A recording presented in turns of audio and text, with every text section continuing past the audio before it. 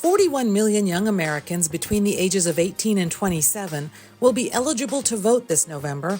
Analysts say they could make a difference in the presidential election, not because of their age, but because of who they are. The younger part of the population is going to become much more racially diverse than that older baby boomer population. So nearly half of these, Gen Z youth are young people of color. About a fifth of them identify as LGBTQ in some way. We're talking about a really diverse generation, not just in terms of their identities, but in terms of their backgrounds and experiences and views. Historically, young people vote at a lower rate than older adults. But this young generation is showing itself to be more politically active than other generations were at this age. So one of the big stories in recent election cycles has actually been a big increase in youth voter turnout among youth. We estimate that 39% of them voted in 2016 and 50% in 2020.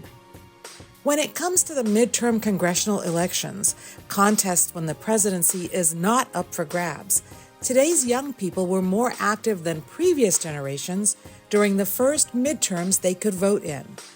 The 2022 election was the first midterm where Gen Z made up the entire 18 to 24 age range. More than 28% of them voted that year. That's a higher turnout rate than the millennials, Gen Xers, and baby boomers, the generations that came before them at that same age. 28% of eligible young voters voted in 2018. That was more than double the youth turnout during the 2014 midterms, which was 13% for people aged 18 to 29. 23% turned out in 2022. Medina says young voters are motivated by issues that touch them directly, like school shootings and the economy. And we're really talking about a generation of young people that has embraced their power, their desire to make change, and has been making good on that, both at the ballot box and beyond. In the 2022 midterms, young people overall voted for Democratic candidates more than Republicans, but young women voted for Democrats at a higher rate than young men. And if Kamala Harris can get them out to vote, they're probably going to vote more strongly for her than might have been the case for Joe Biden.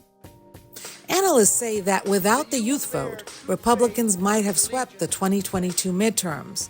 Looking ahead to the 2024 presidential election, recent polls suggest Vice President Kamala Harris leads former President Donald Trump among the youngest voters.